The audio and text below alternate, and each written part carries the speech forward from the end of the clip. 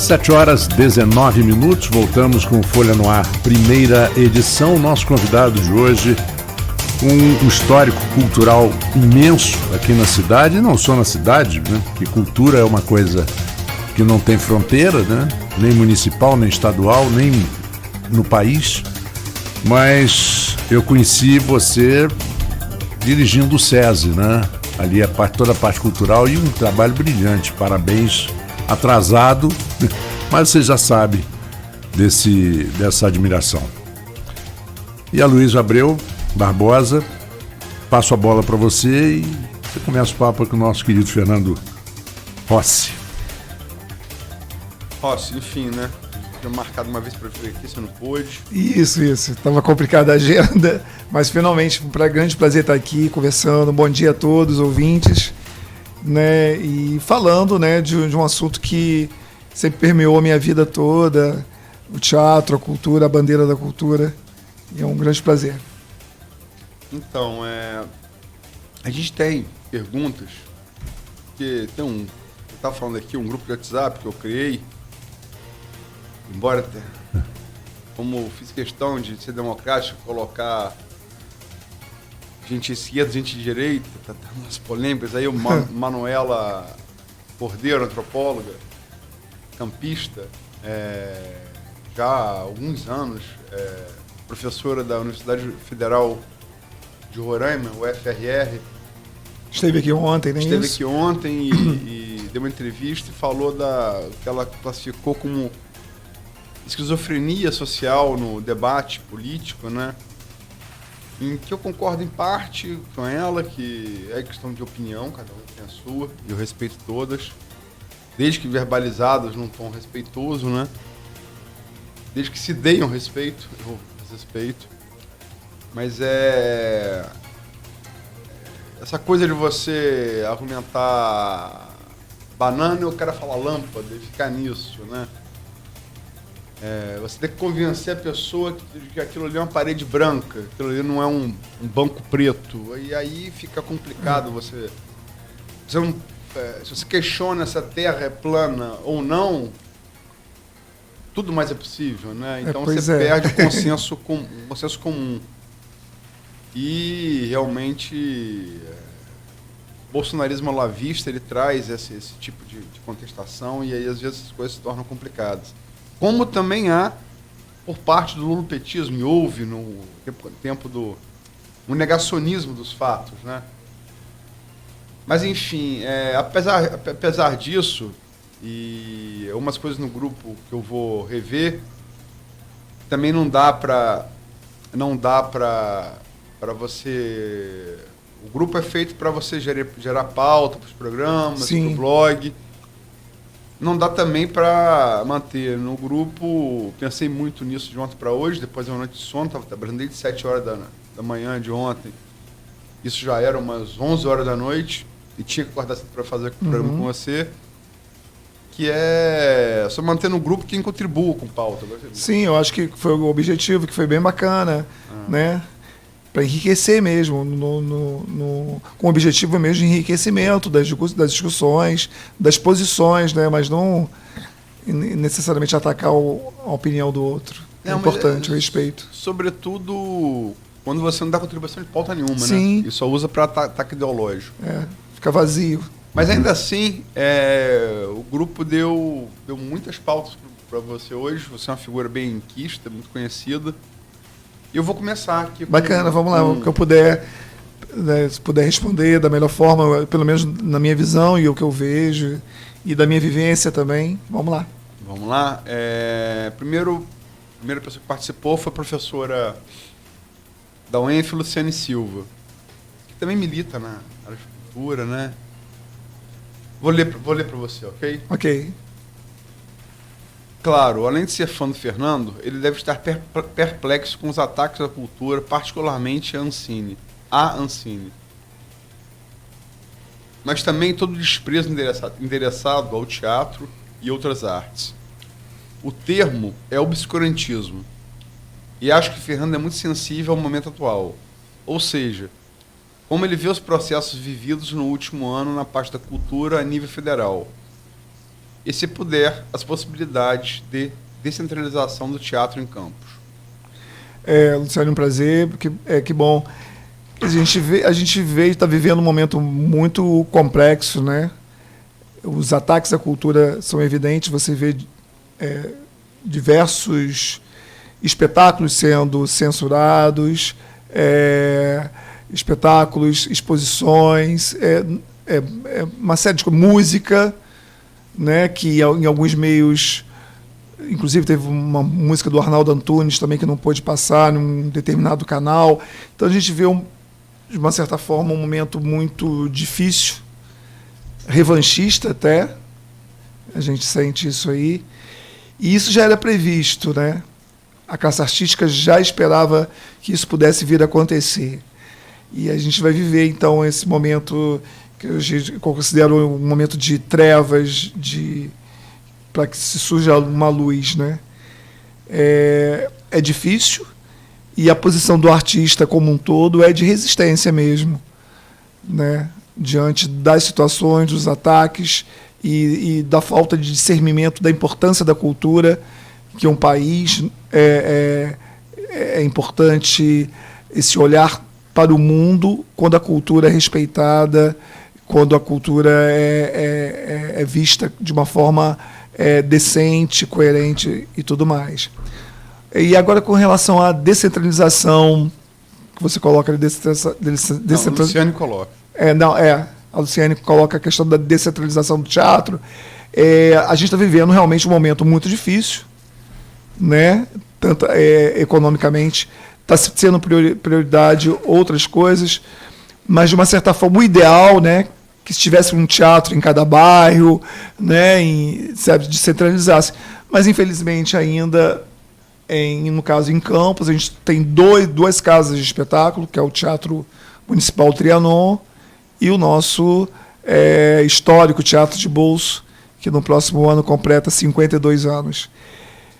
Né? Então, eu acho que falta ainda, falta justamente orçamento para que a gente possa levar o teatro em outros lugares, que seria o ideal, né? Levar a arte aonde o povo está, como diria o poeta. Esse é o ideal. Milton Nascimento, né? Milton. E a questão se passa justamente com outras prioridades, né? Vivemos um momento difícil, apesar de todos os esforços da Fundação Cultural Jornalista Oswaldo Lima, e quero aproveitar o momento para agradecer, em especial, a sensibilidade do prefeito Rafael Diniz em reabrir um espaço que antes da gestão dele ficou fechado quase 3 anos. Né? E aí a gente tem tentado fazer da melhor forma, na medida do possível, não deixar, manter resistência e ocupar esses espaços sempre que possível. A gente viu algumas manifestações fora dos dois teatros, Teatro de Bolso e Teatro Trianon, o museu fomentando também uma atividade cultural lá, museu histórico, com alguns espetáculos relacionados às tradições, valorizando a história lá à frente, a Graziella, motivando alguns grupos trabalhando isso aí. Então a gente vê algumas manifestações dentro da medida do possível. Se a gente for olhar também, você falou assim, na política nacional, você vê muitos teatros se fechando, enquanto muitos teatros estão fechando, aí a gente mantém, de uma certa forma, a arte ainda resistindo na nossa planície, né? Agora, quando você fala... que essa coisa do repertório do Teatro de Bolso, a gente vai falar um pouco mais adiante, depois que acabar com a participação dos colaboradores. Mas quando você fala em tempo de trevas, isso é um pouco subjetivo e fica um pouco entre trevas. Espargindo essas trevas, o que você está querendo dizer com tempo de trevas? Talvez não seja trevas, talvez seja uma palavra muito forte, talvez sejam tempos de retrocesso. Né? Pode exemplificar? É um retrocesso, a gente vê retrocesso, as coisas sendo o policiamento ideológico que tem sido feito, os espaços sendo fechados. Você vê, no caso citado por ela, a questão da Ancine, né? Você vê outros órgãos, teatros mudando o seu foco e passando por uma triagem, definindo o que deve ou não o público ver ou não, entendeu? Tirando a liberdade de criação do que pode ser visto ou não pode ser visto. Então, acho que a partir daí a gente sente uma pressão em torno disso aí. Isso é perigoso. Acho que a gente vê um cenário meio nebuloso, por isso que eu uso a palavra trevas, no sentido de... É que tempo de trevas, Idade das Trevas, como era chamada Idade Média. Idade Média, isso. Exatamente, é por aí. A gente, a igreja mandava no comportamento... A igreja e o poder do nobre e da igreja mandavam na vida pessoal do cidadão, onde estava a sua moral. Você vê, por exemplo... Acho que isso está acontecendo. Aí você vê, por exemplo, o presidente da da Funarte, que um dos teatros ele vai ser o Glauci Rocha, que só vai ter espetáculos religiosos. Aí é bem complicado, né? Como é que é? Só. A intenção dele, o teatro fechou e vai ter só temas religiosos. Não vai ter mais ali na Rio Branco o teatro. Sim, sei. Ele quer que tenha temas voltados para a religião. Aí é meio complicado, né? É a mesma coisa de cinema sendo fechados para virar igreja. Isso que a gente já vem ao longo. Sim, mas o cinema fechado para ser igreja é um problema da crise econômica e da morte dos cinemões, né? Uhum. O Goitacá em Campos é um belo exemplo. O Goitacá não se tornou... O Goitacá não se tornou igreja universal por conta de nenhuma política cultural. Que não conseguia manter mais economicamente. Porque os cinemões acabaram. O Roxy em Copacabana é um belo exemplo, porque no cinemão virou vários cinemas. Se repartiu em várias salas de cinema. Isso. E está aí até hoje. O Goitacá não soube fazê-lo, ficou fechado durante muito tempo, até que a Universal comprou. Aí, nesse caso, não foi uma política, né? Mas você acaba... É lamentável que você vê, tem essa questão econômica, mas e falta também um olhar, né? Um olhar... como a cultura sempre foi vista, né? Sempre segundo plano e ao mesmo tempo ameaçadora, né? Ameaça o poder estabelecido. Eu estou fazendo a distinção entre o que é mero mudança de paradigma numa área, que é a exibição de cinema, do que é uma política cultural e norteada por uma política ideológica, né? O Goitacá, eu acho, por exemplo, não tem nada a ver com ideologia ou com política. O Goitacá foi uma mudança de perfil das salas de exibição, que dos anos 40 até os anos 90 foi grandes salas, e aí passou a ser pequenas salas. E acho que o Roxy em Copacabana é o melhor exemplo disso. Era um cinemão como o Goitacá, viu os novos tempos e soube se repartir. Como a de farmácia, por exemplo, que não tem estacionamento, está fadado a acabar. Mudou o perfil. Sim. De carro, o cara tem que parar com o carro na vaga. Você tem visto agora algumas situações no Rio, por exemplo, o Teatro Ipanema, que agora alguns teatros estão... A iniciativa privada está assumindo alguns espaços de teatro para que eles não sejam fechados. O Rival, o Teatro...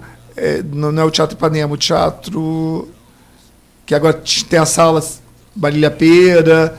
Né, algumas salas para não deixar morrer a iniciativa privada está assumindo. Até mesmo a Casa de Cultura lá ao Alvim, são diversos exemplos. E a gente sente, por exemplo, se não houvesse esse movimento, muitos espaços seriam fechados, né? Posso colocar uma coisinha? Tem muita coisa de então vai, depois a gente... Tem vários colaboradores. Ainda a Luciane Silva falando, ela fez uma observação, você falou do governo Rafael, ela fez uma observação que meio... Ela te conhece e tal, mas ela estendeu um pouco a análise sua, fazendo analogia com outros secretários e aí com o governo. Vou ler o que ela falou, sim. Ok? Acredito que tem um tema interessante aí. Tenho respeito por muitos integrantes do governo. Foram meus alunos e conheço sua competência. Embora também não precisa ser só um aluno dela para ter competência, mas enfim. o que torna mais complexo o conjunto da obra. Estive com eles em momentos diferentes, tanto na discussão do restaurante popular, como no orçamento participativo. Mas, como sabemos, as esferas apresentam dificuldades muito especiais. Mas o que ela está querendo dizer aqui é que não bastam ter indivíduos comprometidos e capazes para que o governo seja um governo exitoso. Acho que ela está fazendo esse contraponto. Você concorda, discorda, por quê? A gente sabe um momento difícil, como Falou que do orçamento? Acho que parte justamente por isso. Um orçamento difícil, a gente encontrou a cidade numa situação muito complicada, e aí justamente ela coloca, ao mesmo tempo que ela reconhece, né, o potencial de algumas figuras importantes dentro do governo, mas se vê impossibilitado a partir do momento em que não existe um orçamento que possa atender satisfatoriamente as necessidades que cada pasta precisa, né?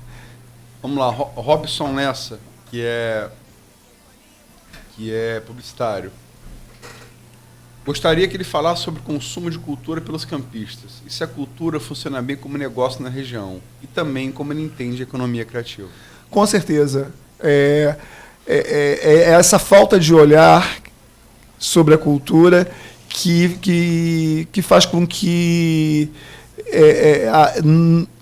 não se desenvolva, né? A gente vê, por exemplo, agora iniciativas que não sejam iniciativas que passam do poder público, mas muitas iniciativas, como alguns eventos da Praça do Liceu, aí não questiono se é o lugar adequado ou não, mas você vê alguns movimentos importantes, como Samba na Praça, algumas feiras, alguns movimentos nesse sentido que descentraliza. Rock, com cerveja artesanal. Exato, e você vê que tem público, né? Existe um público diferente. Exatamente. Isso é uma prova, né? Quando se questiona, não existe. Existe sim, só que você não sai. O campista é muito assim, a gente reclama, as pessoas reclamam que não há, que não tem, mas não comparecem, desconhecem, e existe isso. E aí ele colocou a questão da economia criativa, né? Eu vim de um segmento, né, há 25 anos trabalhando à frente da cultura do SESI em Campos, e o foco do SESI, do Sistema Fijan, sempre batalhou em cima da questão da economia criativa, da importância da economia criativa. E dentro da economia criativa atende vários segmentos. Quem é o criativo? Quem são esses criativos? E o que esse criativo pode gerar a nível de negócios, né? Às vezes você vê um trabalho, um espetáculo pronto, falando na minha área de teatro, você não tem a dimensão de o que gera de emprego uma montagem de um espetáculo. Ela gera emprego para o cenógrafo, para o figurinista, para o iluminador, para o som. Todo entorno. Entendeu? Existe a mesma forma a indústria do cinema. Sim. Né? O que gera de empregos e como isso é importante, como fomenta a economia criativa. Aí um exemplo mais próximo, que nós tivemos agora recentemente, valorizar as tradições locais, uma coisa mais regional. A tradicional festa de Santa Amaro. Aquilo é um movimento cultural da cidade. E como gera renda. E, né? O turismo, a cultura como fomentador da economia. O cara que vende cachorro-quente é o dono da pousada. Né? Entendeu? Então, essa falta de olhar sobre isso aí, do que pode gerar renda e como a cultura pode proporcionar geração de renda e movimentar a economia. Então, a partir daí, eu sou extremamente a favor disso aí, mas o que falta é esse olhar maduro da importância da cultura dentro desse universo, dentro da própria economia. Vamos lá, que apesar das polêmicas, o grupo é bastante produtivo também. Participativo, bacana. Arnaldo Garcia, radialista, jornalista. Por que os espaços culturais de Campos não são tão explorados? Está faltando pessoal para produzir? Ou a questão lugar comum da falta de apoio, recursos? O que acontece? Tem sido feito, né? Eu citei alguns exemplos de algumas manifestações que tem na cidade, a questão do orçamento é fundamental, mas não precisa, para se movimentar a cultura, não precisa depender apenas do poder público. O poder público vem como apoio, como alicerce. Campos tem esse vício, né? Que não é só da cultura, é de todos os setores. De depender do poder público para se fazer. Mas agora você vê uma movimentação com diversos... Você vê a própria... Um exemplo disso, o FDP, que mesmo sem o apoio do poder público, conseguiu se fazer, produzir coisas. Tem uma série de manifestações que independe do poder público, que o poder público vai ali dar o seu apoio na medida do possível, nesse sentido. Então... Desculpe interromper, você acha que o governo municipal ajuda da melhor maneira em relação ao FDP? Eu acho que eu não participei muito dessas discussões. Foi muito em cima? O processo... A impossibilidade do governo ser parceiro do evento, não foi comunicado a organização do evento muito em cima do evento? Eu não participei dessas discussões, que eu estava muito envolvido com outros projetos. Sim, mas o que eu li, o que teve conhecendo, eu acho que sim, eu acho que era importante a participação. Mas uma vez não podendo, por conta de o orçamento realmente... Passou problemas, a última participação especial do município, que era a média de 40 milhões, esperava 27, veio 16,9. Quer dizer, realmente... Aí você não acha que isso foi comunicado muito em cima da hora?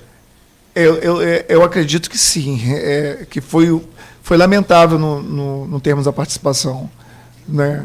Eu não sei como é que foi o processo, como é que se deu. Teve uma polêmica com o samba anteriormente. Alegaram um conflito de data. A coisa parece meio nebulosa. Eu não estou questionando a impossibilidade financeira do governo, todo mundo sabe, basta olhar os números. Mas a maneira como foi conduzido o processo. Algumas coisas que têm que ser revistas, né? Que tem que fazer uma autocrítica. Eu acho que precisa se fazer uma autocrítica com relação a posturas. O que pode ter sido feito, o que deveria ter sido feito, o que poderia fazer. Mas é lamentável que tão bacana nos anos anteriores e dessa vez não ter tido essa participação. É bienal, né? Bienal. Esse ano é um ano... Bienal um ano, FDP do outro. Justamente para suprir esse espaço, essa carência. Vamos ver agora também, né, a situação que está, como é que vai ser essa Bienal desse ano.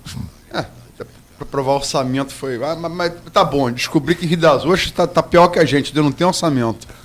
Ainda não tem Rio das Ostras. Não, ainda não então tem. Já fomos... outra notícia que está aqui na Folha da Manhã. Já não somos os líderes. Não, até porque a gente conseguiu aprovar, né? Pois é. A parceria de Vladimir com Fred rachou o G8, que está ali em Radacaio, e aprovaram o orçamento, né?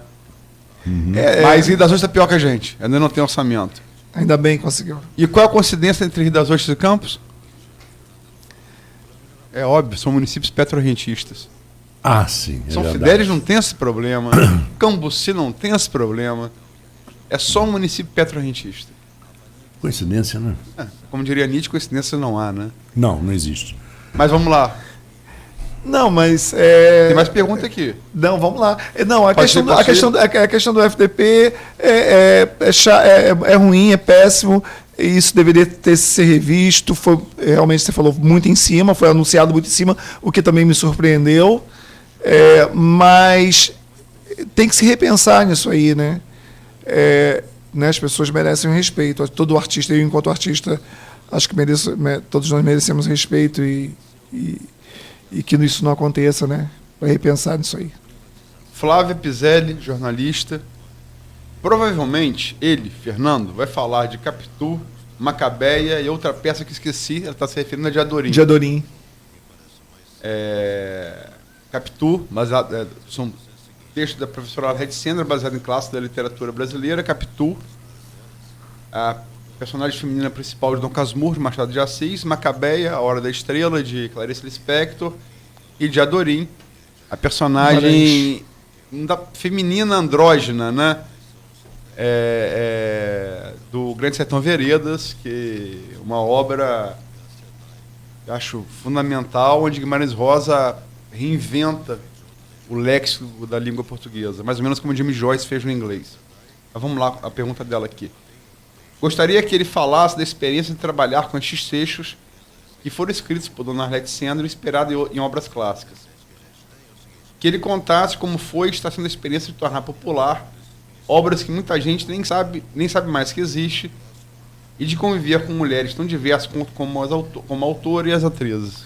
Foi uma das experiências mais incríveis que me ocorreram no ano passado, e foi um grande presente da professora Dona Arlete Sandra. E trabalhar com essas 3 atrizes, Catiana Rodrigues, Rosângela Queiroz e Adriana Medeiro, foi um grande presente. Foi uma troca, né? A gente participou, a gente foi descobrindo essas personagens.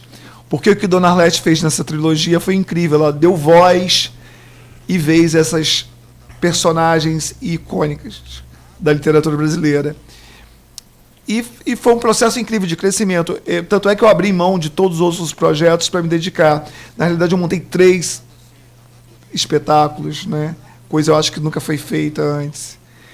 E foi enriquecedor, tanto para mim, quanto diretor, quanto para as atrizes. E foi um processo bem bacana e a gente ficou muito feliz com o resultado. Tanto que agora, saindo um pouquinho com esse distanciamento, né, a gente deve retornar com esse projeto agora em março. Né? Em homenagem ao Mês Internacional da Mulher. A gente deve retornar em 3 finais de semana. Cada final de semana vai retornar a trilogia. E é uma oportunidade para quem não assistiu, possa assistir tanto um quanto o outro, ou perdeu um e ver o outro. E a gente também está revendo coisas que funcionaram na primeira temporada, coisas que não funcionaram, a gente está ajustando coisas bacanas, a nível de time do espetáculo e tudo, e foi um grande presente que todos nós ganhamos, com certeza. Gaia, policial federal. Gostaria de saber se o teatro, na opinião dele, consegue sobreviver sem um apoio governamental. Falo a nível de profissão. Desculpe a ignorância no assunto e se nos demais países existe essa subvenção. Grato. É difícil, né? Tem que ter muita paixão, principalmente muita paixão. E muitas vezes, antes mesmo todos os meus espetáculos, eu nunca dependi de poder público. A maior parte das pessoas, quem faz teatro em Campos, a nível local, não depende do poder público para contar suas histórias, para montar seus espetáculos. Você vê o Persona, você vê Kátia Macabu, alguns grupos que têm uns trabalhos constantes. Eu tenho a sorte também de estar no IFE, né? Era um grupo que tinha um apoio do IFE. E aí... eu também tive um apoio na época. Porque e não estou questionando apoio, não. Acho apoio super válido, mas eu quero dizer que ela... Estando no IFE... eu também desenvolvi, eu tive muitos meus trabalhos surgiram justamente das minhas oficinas de teatro desenvolvidas no SESI. O SESI também foi muito importante nisso aí. O artista vai tentando, né? Quando ele tem um projeto na cabeça, ele tá. Você vê o nosso querido amigo Capi também, que fazia montagens, necessariamente independente de poder público. Sempre acontecia alguma brecha para que você pudesse correr atrás. E até mesmo tirar dinheiro do próprio bolso e investir no seu próprio trabalho. Eu já fiz muito isso. O exemplo, falando de Capi, o exemplo naquele tempo triste do governo Rosinha, que as cidades culturais ficaram muito complicadas, o exemplo de Yves Peçanha, Yves Carvalho, perdão,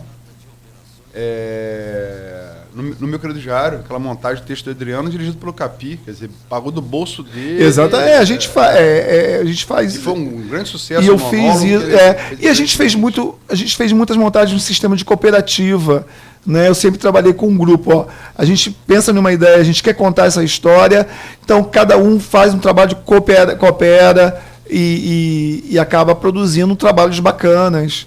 Né? A gente fez um dos meus últimos trabalhos, teve uma produção do Alexandre Ferran, e que a gente... Agora não é mais Ferran, Alexandre Ramos, que é o outro sobrenome dele. E aí o que a gente fez? Exemplos que se faz no Rio, as vaquinhas, né, pela internet. A gente montou as pessoas na sala de jantar do meu querido Eugênio Soares através do apoio da vaquinha da internet. Então, saídas a gente encontra independente do apoio ou não do poder público. O artista sempre vai mostrar que quer mostrar, que quer fazer um trabalho, vai existir. O teatro vai existir, né? Quando você pensa que o teatro vai morrer. Vamos acabar as perguntas por esse bloco, Marco. Vamos lá. Vamos fazer 3 blocos. Vamos lá. Gildo Henrique. Militar reformado e escritor. Ator. Sim, sim. Gildo nos anos 70. Gildo joga nas 11, né? Fernando Elcara. Não é à toa, foi diretor de algumas peças de minha autoria. Não sei se ele é o cara por conta disso, mas enfim. Ou só por conta disso. Artista de visão, humilde, humildade é uma virtude importante, Gildo, e querido da classe. Gostaria que comentasse sobre os critérios do edital do Sistema S que não reconhece apresentações inéditas e só beneficia espetáculos já montados. Então, eu fiz parte do Sistema S, do SESI, e aí o que acontece? Tudo parte pelo orçamento, né? E agora a gente tem que deixar bem claro que o SESI, o Sistema Firjan, é uma entidade privada. Então, os critérios que ele adota no seu edital os critérios que eles, em cima do orçamento que eles têm. E aí, esse edital que ele está falando aí é um edital de circulação, que é para os espetáculos possam circular nas unidades onde tem os teatros SESI. E aí o critério que eles têm é que o espetáculo já tenha sido montado, porque se fosse para um espetáculo inédito, o custo seria muito maior, né? Um espetáculo que é inédito teria que ter um custo muito maior para pagar para esses grupos e para essas companhias. Então, um espetáculo que já tenha sido testado pelo público tem um custo muito menor. É uma questão de custo-benefício. Não que eu ache certo, eu acho que deveria também ter uma outra categoria para o espetáculo inédito, mas... Nilson Maria, jornalista, acredito que... É mais um elogio. Acredito que Fernando Rossi seja uma das melhores indicações do atual governo. Obrigado. Maridete Gonzaga, dona de casa, aguardando Fernando Rossi, que é um grande diretor. Teatro, quando acrescenta conhecimento e crescimento do indivíduo, jamais será proibida a peça, e o público agradece. Embora eu ache que nenhuma peça deve ser proibida. Exatamente. Assistir Capitu e Macabeia, sair pleno, isso é cultura. A importância do teatro como transformador, né? É incrível, assim, a força do teatro, tanto para quem faz como para quem assiste. Marco, o poder. A pauta... Desculpa, Fernando. Não, tranquilo, é o poder dentro. Eu estava citando o poder do teatro. Tem uma pergunta do Raul aqui, que é a última, que o Raul Palácio, reitor da UENF, professor reitor da UENF, e ela enseja o primeiro tema dos 3 propostos aí. Então acho que vou deixar, se quiser fazer intervalo agora. Podemos. A gente começa com uma pergunta do Raul, que já enseja a questão da nossa pauta prévia, né? Tá ótimo. Faremos um pequeno intervalo. Esse é o Folha no Ar, primeira edição. Hoje temos aqui a presença do Fernando Rossi, diretor de teatro e homem da cultura. E já voltaremos.